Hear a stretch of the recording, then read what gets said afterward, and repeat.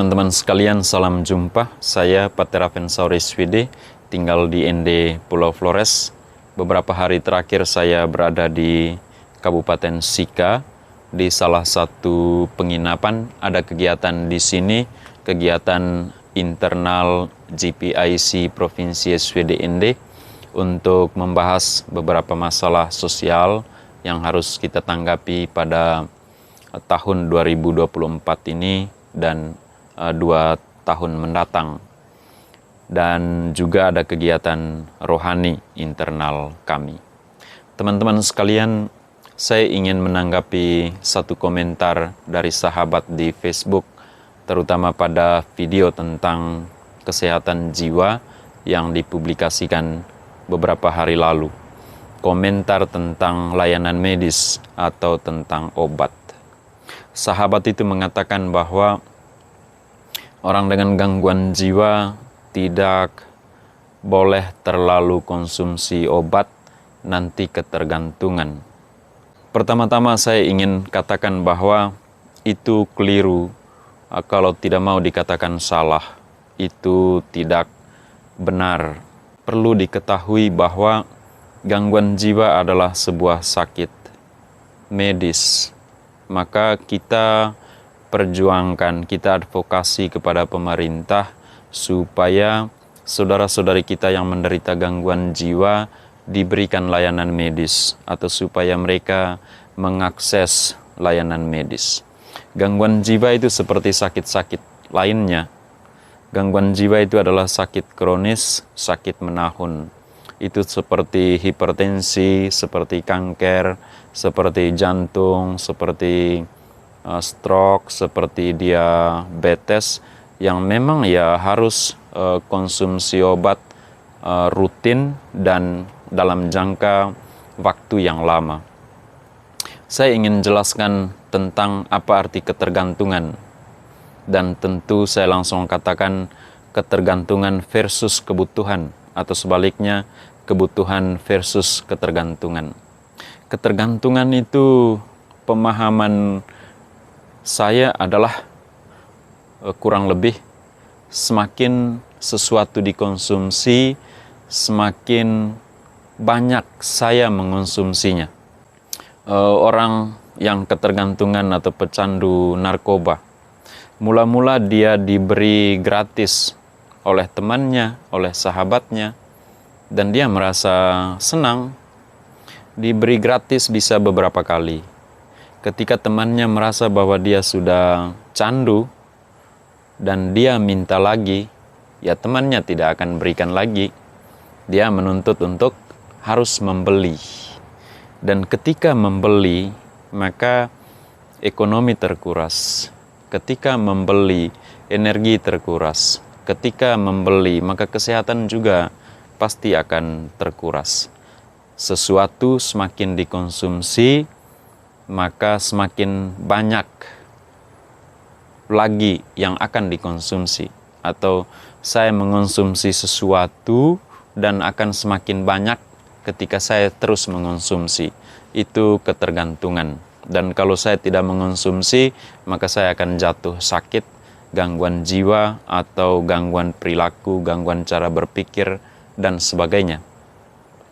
Sementara kebutuhan, kurang lebih konsepnya adalah sesuatu semakin dikonsumsi, jumlahnya semakin sedikit. Misalnya, saya makan, ambil 1 porsi, dan ketika saya masih merasa lapar, saya tambah. Tambahan itu pasti lebih sedikit daripada yang diambil pada porsi pertama. Dan kalau saya masih merasa lapar lagi, saya ambil lagi, porsinya makin sedikit lagi. Itu disebut kebutuhan. Dan ketika saya sudah kenyang, biar makanan enak di depan saya dan dikasih gratis sekalipun, ya saya tidak akan makan karena saya sudah kenyang. Mungkin saya menerima, tetapi makan pada waktu lain misalnya, atau pada tempat lain. Itu kebutuhan. Pada orang gangguan jiwa, teman-teman sekalian, mula-mula tentu dokter lebih tahu ya. Mula-mula pengalaman kita, orang dan gangguan jiwa yang memulai konsumsi obat biasanya dengan dosis kecil. Kalau tidak ada perubahan yang signifikan dengan dosis yang kecil itu dalam tempo yang sudah diatur oleh dokter atau yang sudah terjadwal, maka dosisnya akan dinaikkan atau obatnya akan dievaluasi dan sebagainya. Dan ketika seseorang dengan dosis tertentu mengonsumsi obat dan ada perbaikan yang signifikan pada keadaannya, maka itu biasanya dipertahankan dalam jangka waktu lama, lalu pada ujung-ujungnya harus tetap dievaluasi, ujung-ujungnya adalah dosisnya kembali diturunkan lagi. Dan ini semua dilakukan, entah dosisnya dimulai dengan dosis kecil, dinaikkan lalu diturunkan lagi, itu semua dalam pengawasan dokter. Itu semua dalam pengawasan perawat, dan kami sebagai relawan hanya pantau saja, hanya mengawasi saja, hanya komunikasi saja, hanya untuk mengecek apakah obatnya ada atau tidak, apakah obatnya dikonsumsi atau tidak. Dan semakin orang gangguan jiwa, misalnya orang sakit jiwa mengonsumsi obat, kalau keadaannya makin baik, sekali lagi obatnya pasti dikurangi. Biasanya teman-teman, pada saudara-saudari kita yang sudah lama sekali sakitnya, tentu membutuhkan waktu untuk terapi obat, biasanya dalam jangka waktu yang lama. Pengalaman kami untuk saudara-saudari kita yang sakit, misalnya ada anak SMA yang baru sakit 1 bulan, lalu segera diobati, dia biasanya minum obat hanya 3-4 bulan. 2 minggu sejak dia minum obat misalnya, dia sudah bisa pergi sekolah lagi. Tetapi minum obatnya bukan lagi pagi dan malam, tetapi hanya malam misalnya. Itu berarti dosisnya sudah mulai diturunkan sejak setelah 2 minggu dia konsumsi obat. Dan setelah 3 bulan, setelah 4 bulan dalam konsultasi dengan dokter, ya dia tidak konsumsi obat lagi. Dan itu pun biasanya bertahap dalam konsultasi dengan dokter, misalnya selang-seling, hari ini minum, besok tidak, lusa minum, ya hari ke-4 ya tidak minum. Ya, intinya adalah sebagai sebuah sakit, seorang penderita harus konsumsi obat.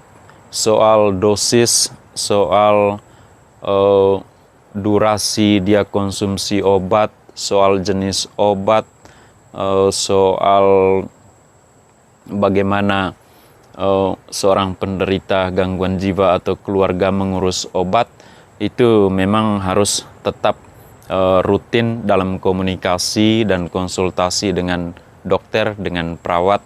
Ya, kami relawan kelompok kasih insanis hanya membantu agar seseorang mendapatkan haknya sebagai orang sakit, yakni hak untuk dilayani dari sisi kesehatan. Sekali lagi teman-teman sekalian, orang dan gangguan jiwa minum obat dalam jangka panjang tidak bisa serta-merta kita katakan itu akan terjadi ketergantungan. Melainkan apa? Itu adalah kebutuhan. Tubuhnya membutuhkan obat. Apalagi sakitnya sudah 10 tahun, ketika tahun ke-10 baru dimulai konsumsi obat, itu butuh waktu lama. Seseorang membutuhkan obat bukan bergantung pada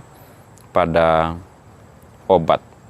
Begitu teman-teman, saudara-saudari kita yang mungkin kita kenal di sekitar kita atau kenalan kita yang mengalami sakit atau gangguan jiwa, segera melapor ke puskesmas setempat atau infokan kepada kita untuk kita berkomunikasi dan diskusikan soal solusinya, teman-teman.